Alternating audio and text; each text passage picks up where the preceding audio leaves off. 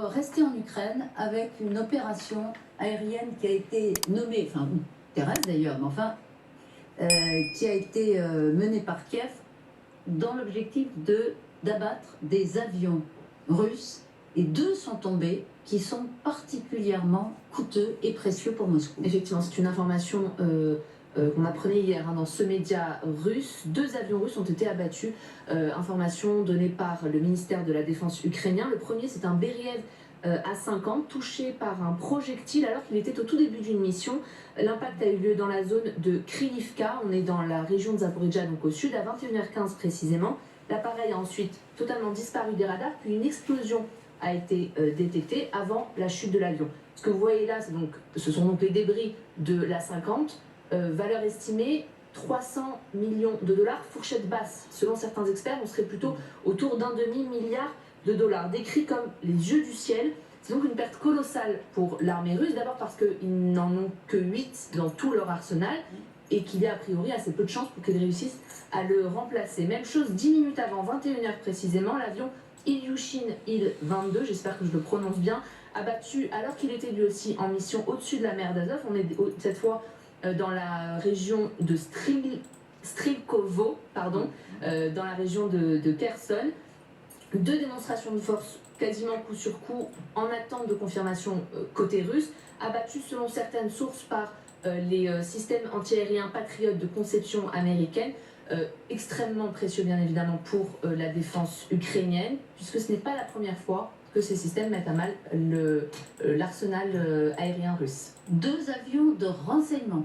Donc pas des avions, pardon, la flotte aérienne russe pour les nuls, c'est moi. Ce ne sont pas des avions qui vont abattre ou larguer des missiles, ce sont des avions qui sont bardés de matériel électronique et qui servent à espionner et à donner du renseignement aux militaires russes.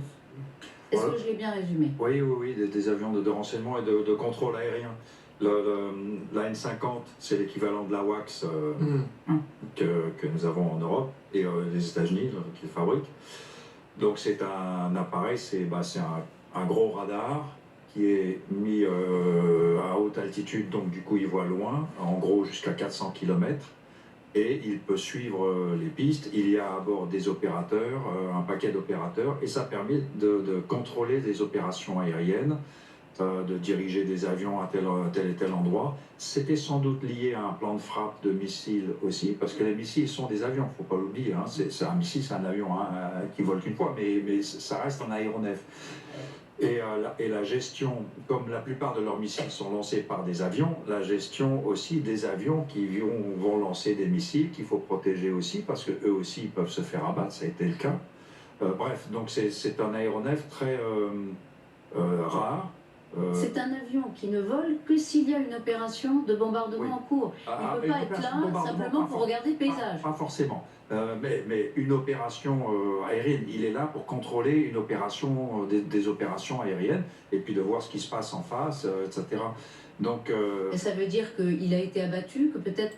Est-ce qu'il est possible qu'une opération aérienne de bombardement ait été interrompue parce que l'avion de renseignement a été abattu? Alors, il faudrait, on en saura plus là, mais très clairement, si vous êtes en train de faire une opération massive de frappe et que ce truc-là tombe, il y a un paquet d'avions, ils vont rentrer au terrain parce qu'ils auront perdu le contact, etc., etc. Donc, ça, au minimum, ça dégrade l'attaque. Et c'était peut-être le rôle de l'autre. L'autre, je connais moins parce que... Alors, l'Ilyushin 22, hein, c'est là-dessus. Alors, on dit que c'est un poste de commandement. Déjà, la N50 est un poste de commandement, donc, et puis donc si c'est un poste de commandement pour les opérations terrestres, je ne vois pas très bien, parce qu'ils en ont au sol, ou c'est un avion de renseignement. Attendez, c'est quoi la différence entre commandement et renseignement? L'avion renseigne et commande et dit, voilà, toi tu largues ça, le renseignement il fait que du renseignement. Oui. Voilà, d'accord. Et là, donc, je ne sais pas très bien quel était son rôle, et en tout état de cause, manifestement, il volait trop près. Vous voyez, les AWACS de l'OTAN, il y a des... Trop près d'eux. Trop près des missiles. Trop bas. Ça, trop bas. Oui, enfin trop bas, non, peut-être à 10 000 ou 12 000 mètres d'altitude, mais mais ils étaient clairement dans l'enveloppe des patriotes. Le patriote, ils ont dû le voir venir. Normalement, les AWACS, ils ont une évasive, si vous voulez. Ils se mettent ce qu'on appelle une évasive, c'est-à-dire qu'ils sont suffisamment loin pour que quand ils voient un missile à longue portée qui vole dans leur direction, bah, ils se mettent en éloignement, en évasive, et puis ils se laissent descendre. Ils sont presque à Mach 1. Vous voyez ce que je veux dire? Donc, ils compliquent le temps que le missile arrive, ils se sont mis hors de portée. Et puis, ils ont des avions autour qui sont capables d'engager, dans certains contextes, les missiles. Donc là, perdre un AWACS, c'est jamais arrivé à l'OTAN, mais on n'a jamais été confronté à ces moyens-là non plus. C'est une erreur de pilotage, à votre avis? De pilotage, non, mais de conception. Bref, ils ont volé là où ils ne devaient pas voler, dans l'enveloppe d'un patriote, qui les a peut-être surpris en allumant... Alors dans l'enveloppe, c'est aussi... Dans l'enveloppe de vol, voilà, le domaine de vol. Dans le champ d'intervention. Dans le champ d'intervention d'un patriote. Les Ukrainiens ont sûrement fait manœuvrer sûrement l'emplacement de départ du patriote n'a pas été détecté en tant que tel avant. Sinon, il ne serait pas resté à cette portée-là. Donc, il y a une manœuvre, peut-être un plan de déception, de la tromperie, de la duperie, de la manœuvre de radar, de la manœuvre de lanceur de missiles, pour amener un missile à portée de cet avion-là. Ben, c'est un bug. Il y a eu un bug russe pour qu'il soit à portée de l'aviation. Si vous perdez 2 avions, non pas du coût, à la limite, le coût, ils s'en foutent, c'est la rareté. Et puis, c'est quand même beaucoup d'hommes à bord. Hein. Combien Anil 22 a été abattu par la bande à Wagner quand ils sont allés faire leur petite promenade en direction de Moscou. Vous vous souvenez? Oui, et donc on avait parlé de 15, un équipage de 15 qui était abattu. On n'a pas de bilan encore, hein, Jade, dans les informations. Mais là on est dans les plusieurs dizaines d'officiers très qualifiés, la fine fleur de l'armée de l'air russe. Enfin bon, je rigole, c'est pas drôle. Mais manifestement, il y a eu... ils n'ont pas pris les précautions qu'ils auraient dû prendre et où les Ukrainiens ont joué très fin pour mettre des patriotes à portée, parce que normalement ce truc-là ne vole pas à portée d'un patriote. Voilà. Non, ça fait un moment que les Ukrainiens les ont en ligne de mire. Vous vous souvenez de l'opération, et me semble-t-il, qui avait été revendiquée par Boudanov, le patron du renseignement militaire ukrainien.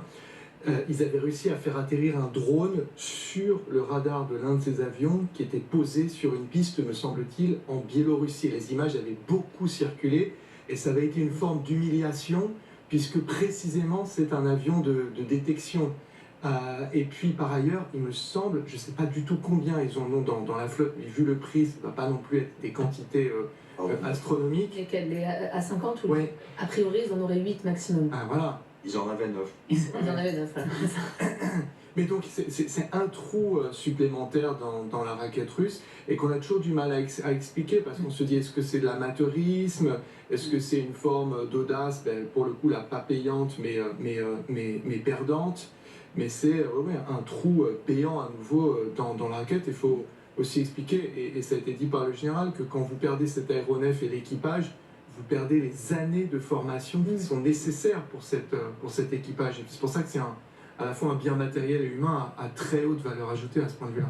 Voilà, donc le coup d'éclat de Kiev, vous avez parfaitement expliqué ce qui a dû se passer. Général, on aura peut-être plus de détails tout à l'heure. Pour l'instant, et ça n'a rien d'être très officiel, hein. Ce sont des informations.